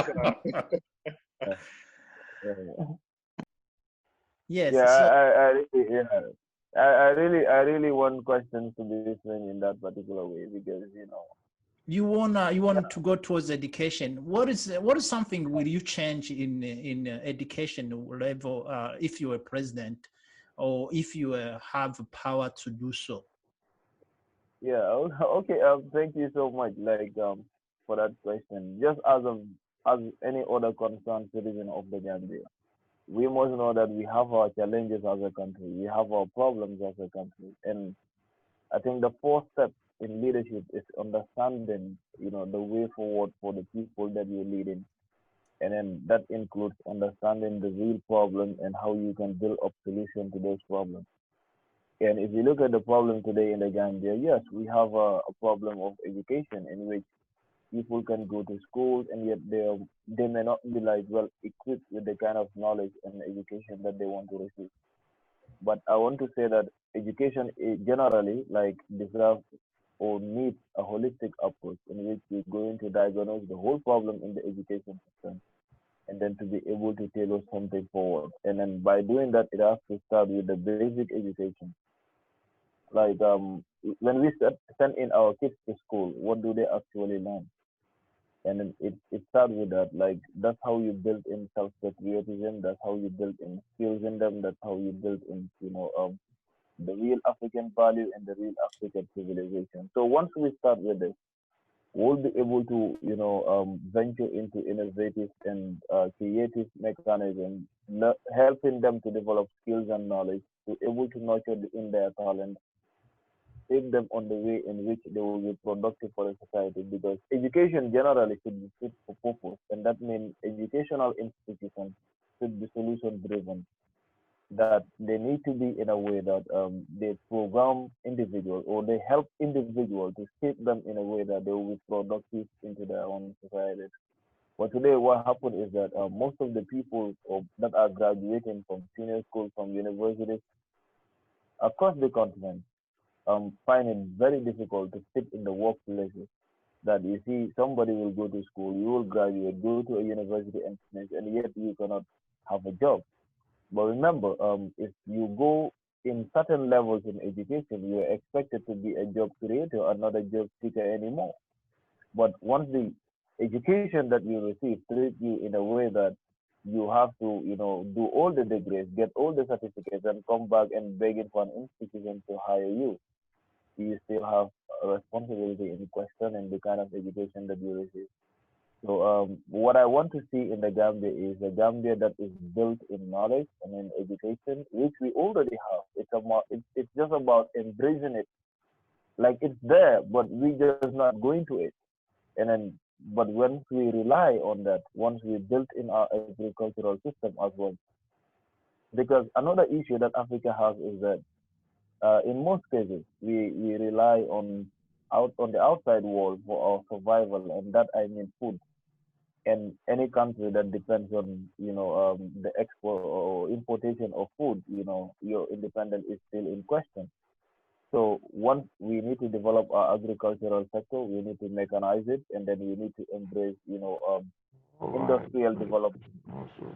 We already have like our indigenous industries in the Gambia, but today they are being deeply affected by the inclusive package in the tourism sector, whereby the multinational corporations that own the flight, the multinational corporations that own the hotel, are today controlling everything at our own domestic level, and that affects our economy, that affects our system, it affects our people, and that is what results to capital flight.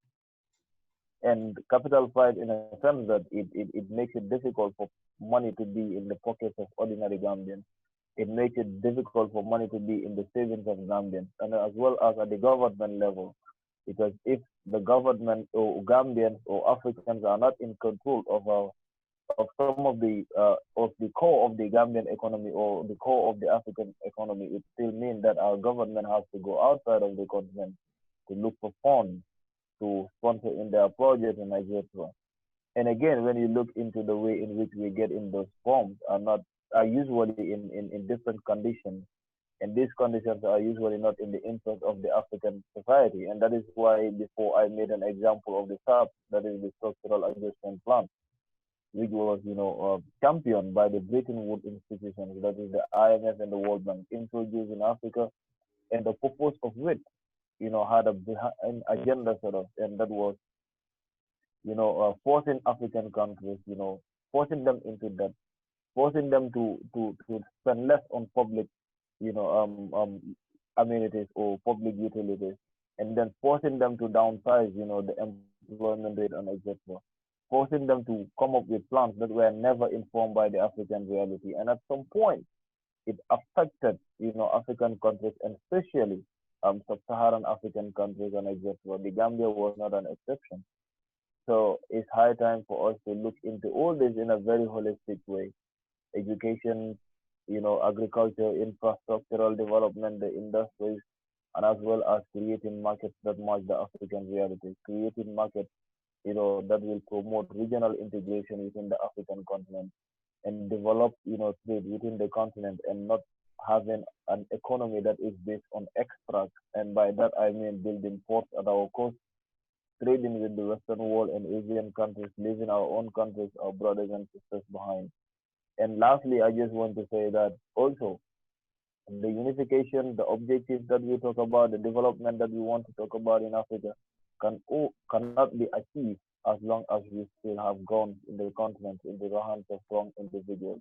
It's high time that we silence the gun, and that has to be in the hands of the African youth.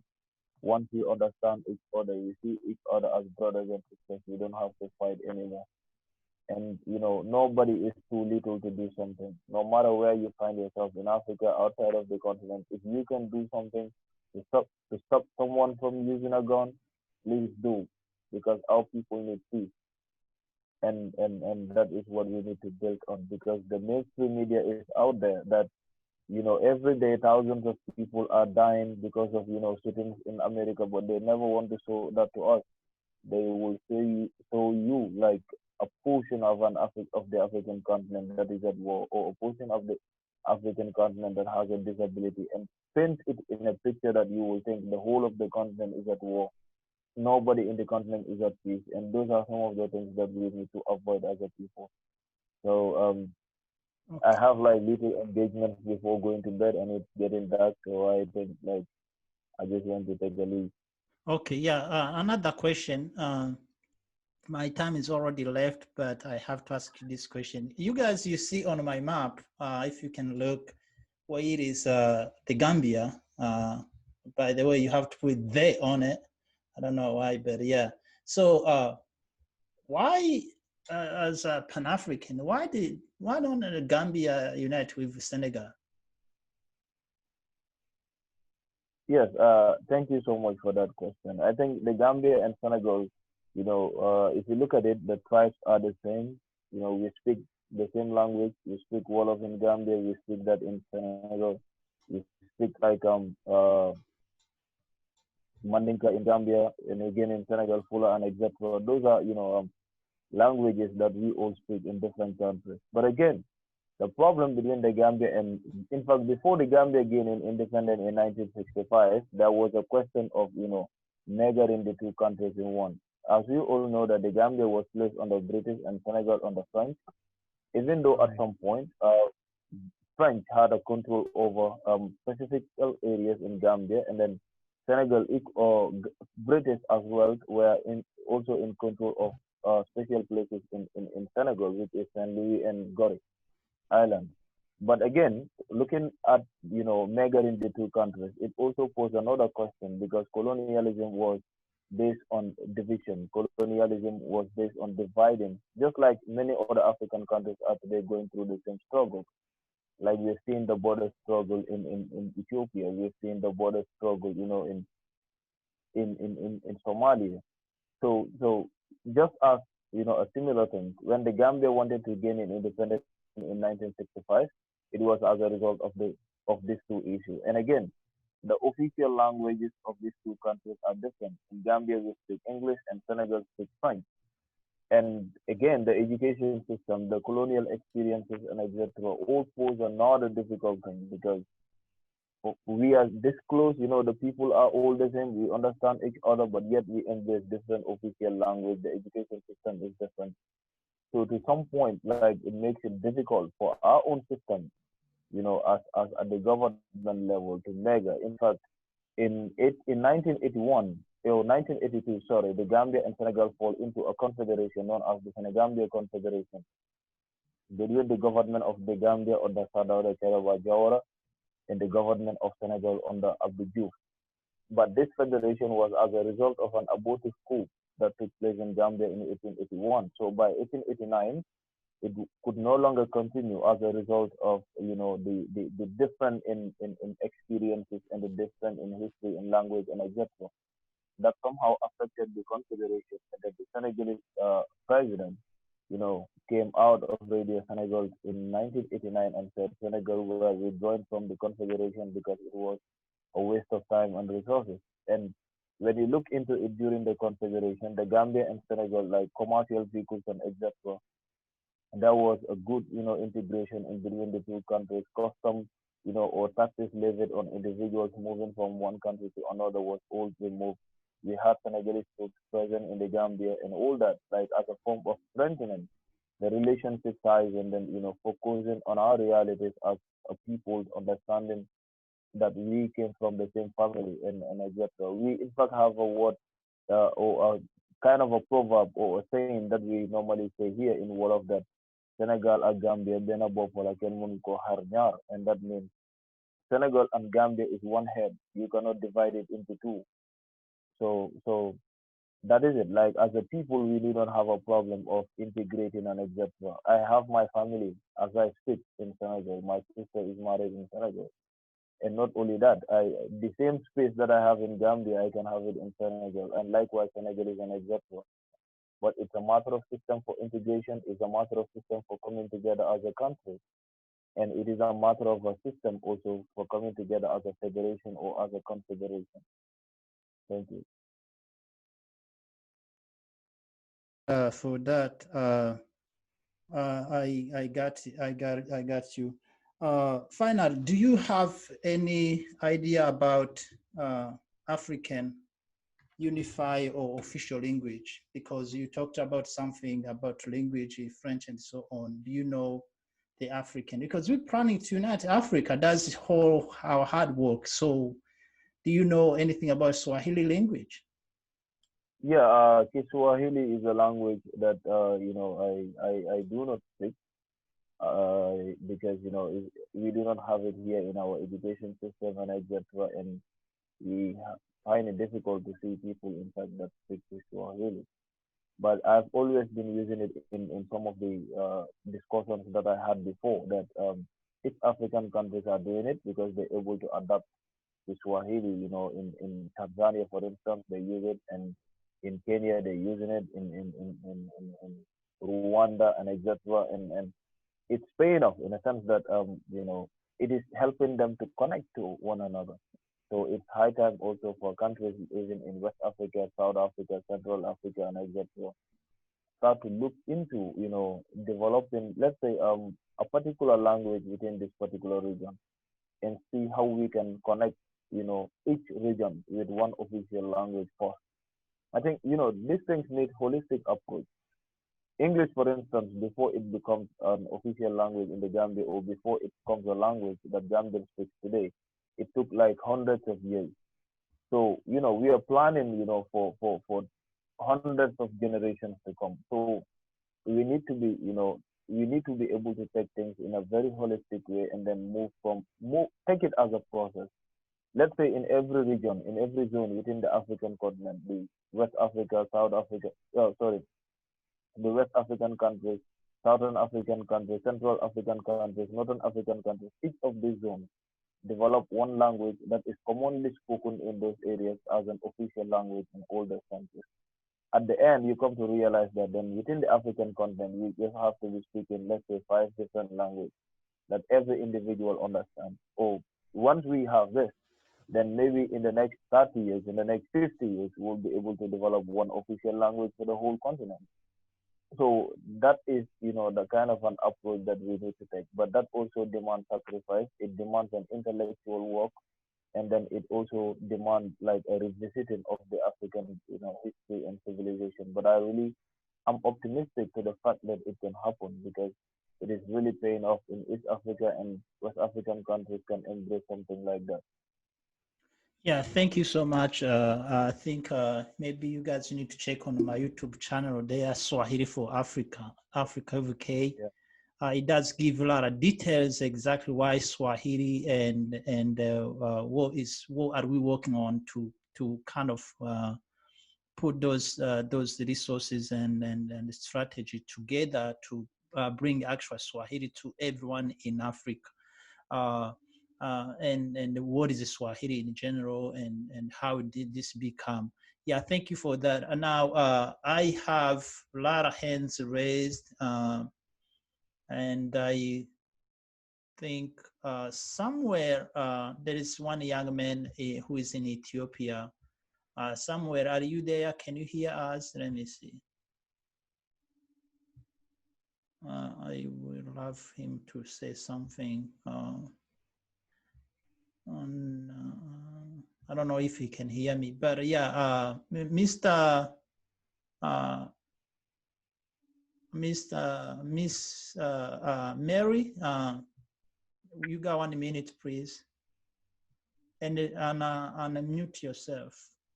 Unmute yourself. Okay, that's great. The point that I want to say is still the African countries have are implementing this kind of curriculum in their educational system because of the political and the economical system that we inherited from the colonial. And as a result of that, is growing the society day by day. And there is a lot of youth who are not also involving in the decision making and in the government leadership system. So I think the solution for that will be on 2 ways. First, of the kind of educational and the awareness raising that you are doing. And the second thing right now that is taking place on the continent is the revolutions that are taking place in different countries like Mali, Zimbabwe, Burkina Faso. So all these countries are going to the street. They are asking the demand for the well-being, and education is one of what they are asking for. So after achieving the education and raising awareness and saying we will be in a place where we'll bring this kind of good leadership into the power, the leadership that will design this kind of education system that we want and resolve the problem of unemployment and the digital revolution also to employ the people that we have in the country. And that will be the solution for that. Thank you. You're welcome. Jerome, you got 1 minute.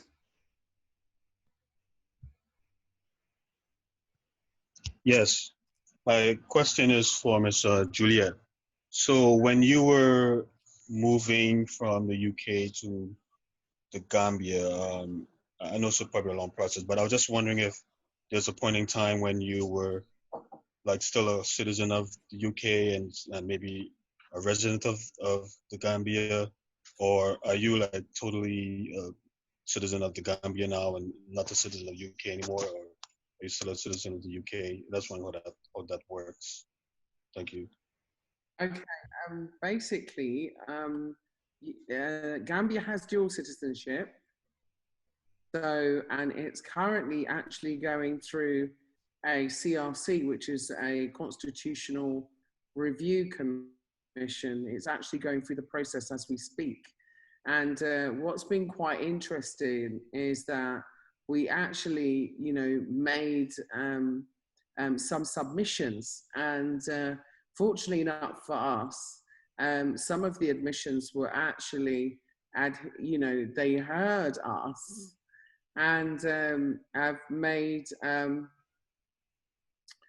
some statements in the report.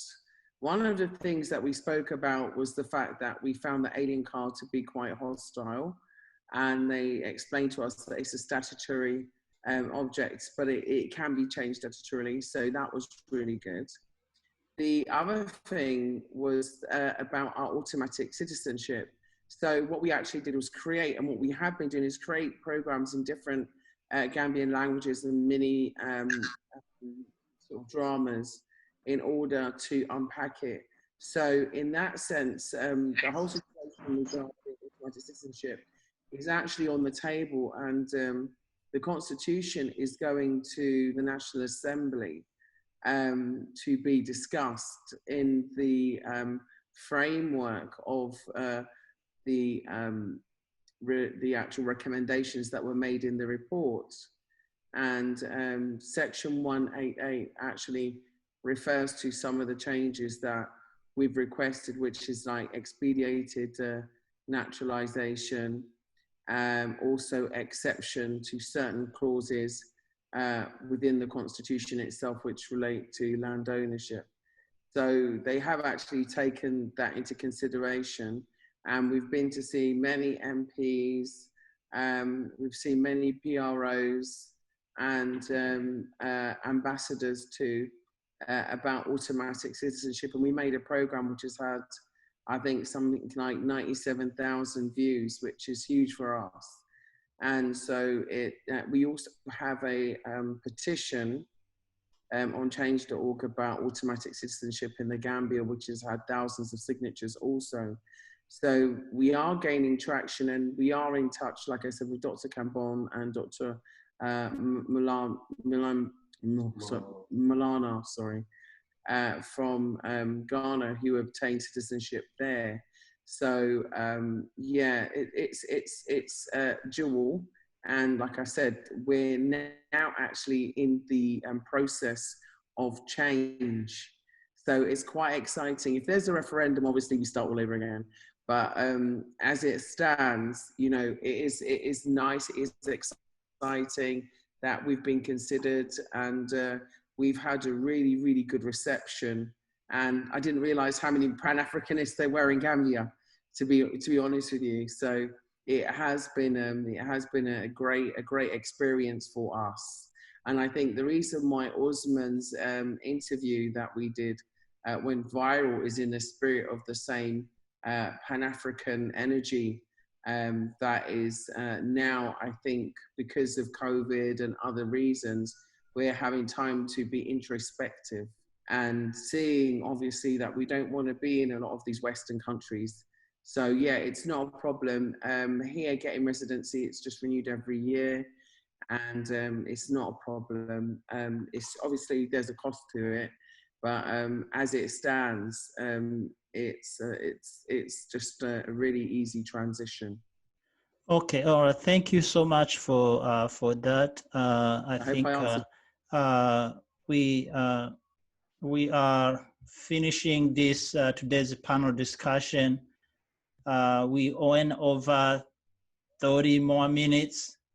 Let me take this moment to say thank you to our audience who join us from Gambia. I saw a lot of people possibly came join us from Gambia, which is very late now. I want to say thank you to Brother Eugene, who invites Sister or Queen Juliet, and Brother Ousman or Ousman. I send you my phone number. You guys, you all have it. And I will definitely invite you in the future, because we're gonna have a panel discussion about who is an African. And also possibly in 2 weeks, we're gonna have a panel discussion about Swahili language. We haven't talked about it. We're gonna go in details, and everyone gonna have to ask questions so we can break down why Swahili. That's actually gonna be the name of the topic. We are live on New Africa Network Zoom every Saturday at 6 p.m. in Washington, D.C. time, which I don't know what time it is in your home state, your home country in Africa. Yeah, but again, I do appreciate Brother Eugene, who is raising a flag of Marcus Garvey, which we are celebrating. I think today is when he was born, or tomorrow, in one of these 2 days. That's correct. That's correct, brother. Yeah, this is the spirit of RBG, the red, the black, and the green. Yes, yeah, that's from Marcus Garvey, a Pan-African of possibly the first one who come up with the idea of Pan-Africa. So we will unite Africa regardless of the struggle and the problems we have. I have that on my watch. I believe that is going to happen on my watch, regardless of whatever it is. Again, thank you so much, ladies and gentlemen. I wish you an amazing, fantastic, excellent weekend. Assalamu alaikum.